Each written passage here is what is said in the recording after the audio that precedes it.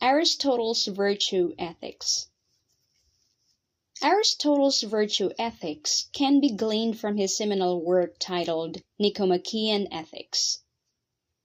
This book is undoubtedly the first systematic study of ethics in Western civilization.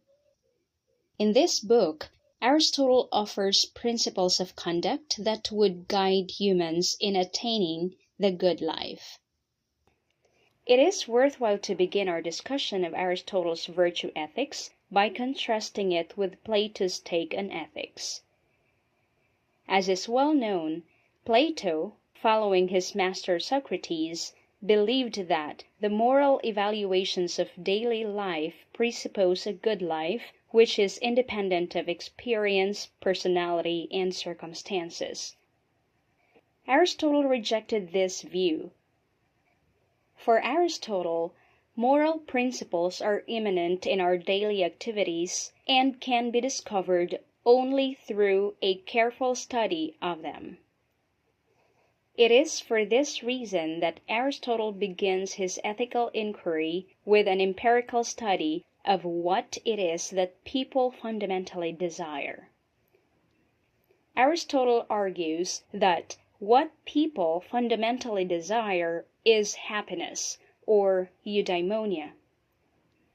And Aristotle believes that happiness or eudaimonia is the ultimate human good. However, Aristotle warns that people's opinions about the concept of happiness considerably vary. Now, if we recall, the central question in Plato and Socrates' ethics is, what kind of life should one live? Aristotle followed this line of questioning in his Nicomachean Ethics. As we can see, just as Plato and Socrates, Aristotle was also concerned about the good life. However, instead of asking about how should one live, Aristotle was more concerned about the nature of the good life. Thus, Aristotle in effect asked the question, what is the nature of happiness? Or, what does happiness consist in? It must be noted that Aristotle did not just ask about the nature of happiness. In Nicomachean Ethics, he also raised the question concerning the conditions of its attainment, which eventually led Aristotle to the discussion of virtue.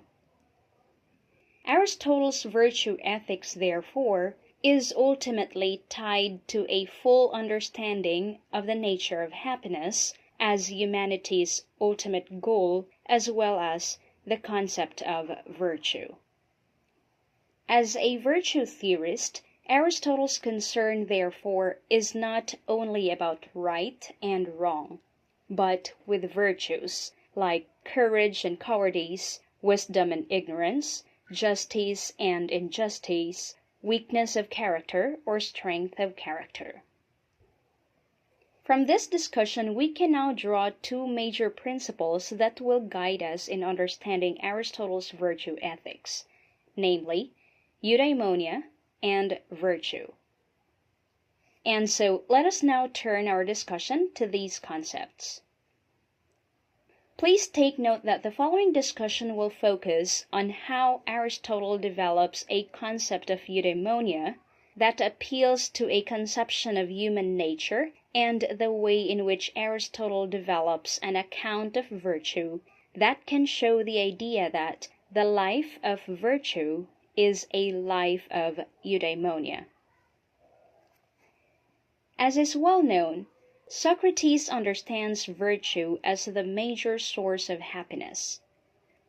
Plato continued this tradition and argued that moral virtue is vital to the rational soul of man. Although Aristotle followed Socrates and Plato's agenda, his concept of happiness differs from Socrates and Plato's because for Aristotle, happiness consists only in virtue's activity. Happiness, which most of Aristotle's interpreters call eudaimonia, is the ultimate end of human life. This happiness, or the ultimate end, is genuinely desired for its own sake or without qualification.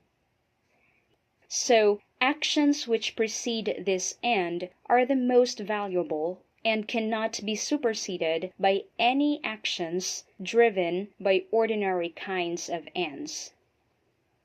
Of course, actions which result in honor, wealth, and power is definitely part of man's inclination to seek for happiness as pleasure, but unfortunately, this could not be the end which offers true happiness.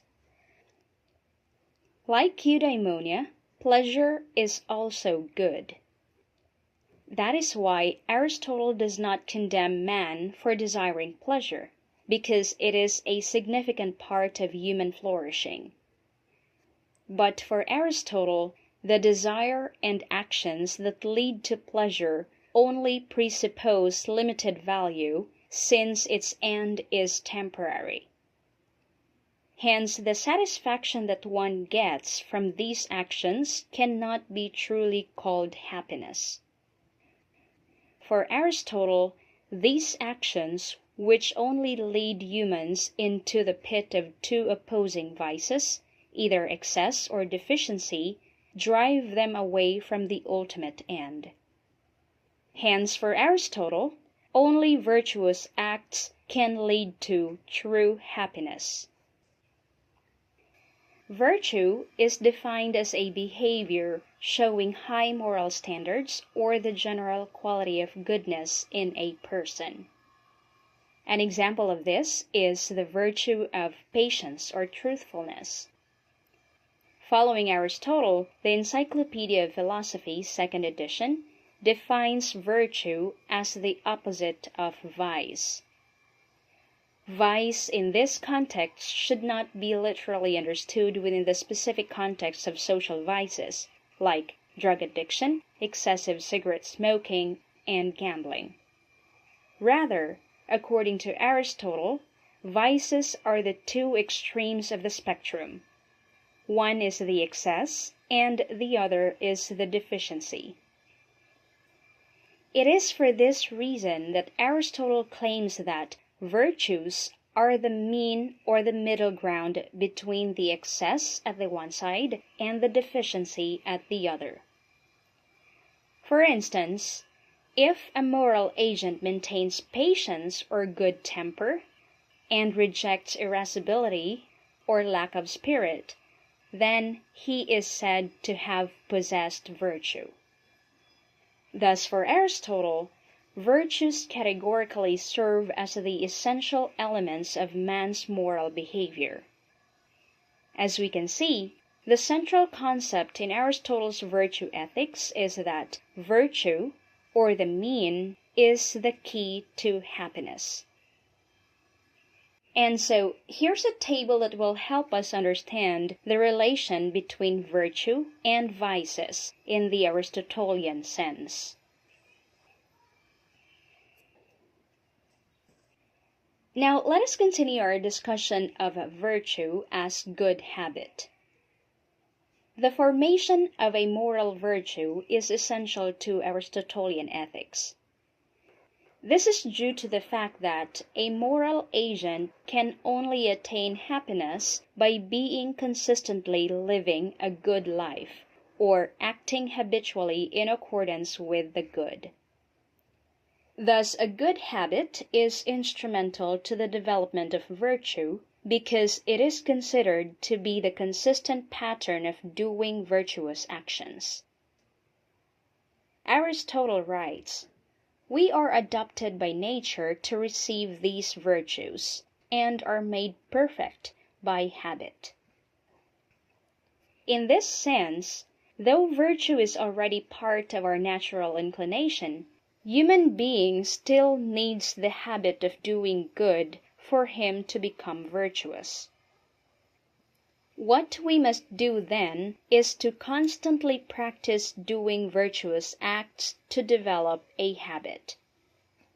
For instance, we acquire the virtue of patience by repeatedly integrating it into our deliberate actions, or by being constantly patient.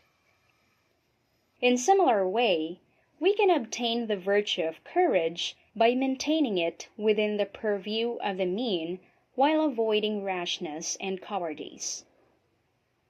Therefore, our actions can only be morally good and right if there is a habitual practice of virtues. This is to say that to eventually maintain these moral actions, which lead us to attain authentic happiness, the formation of good habits is a requisite. The formation of virtue or good habit has two stages. First, the habit of contemplation, or the education of thought for the formation of intellectual virtue, and second, the habit of the actual practice of moral virtue. On the one hand, the habit of contemplation is a matter of constantly acquiring knowledge and using one's mind in the right way that leads to the habitual exercise of virtue. Through the habit of education of thought, the state of character is constituted by the stable equilibrium of the soul. This is to say that the state of character which shapes moral virtue primarily requires proper mental activity aside from the actual performance of moral action. In other words, before we can actually practice virtue, we have to think about practicing virtue all the time. On the other hand, the habitual actual practice of virtue presupposes that every human being has brought out the contemplated understanding of virtue into actions. In other words, we put into practice what the mind thinks. In addition, the putting into practice of this understanding should be done consistently so that it would lead to the formation of good habit. True enough, virtue is defined as a behavior showing high moral standards, or a good moral quality, or the general quality of goodness in a person. But for Aristotle, we should push this further by developing a habit of doing good all the time. In summary, we can say that Aristotle's virtue ethics is built around the premise that humans should aim to achieve excellent character. In other words, for Aristotle, humans should become ethical individuals. And Aristotle construes ethical individuals as having virtuous character, ethike arete in Greek.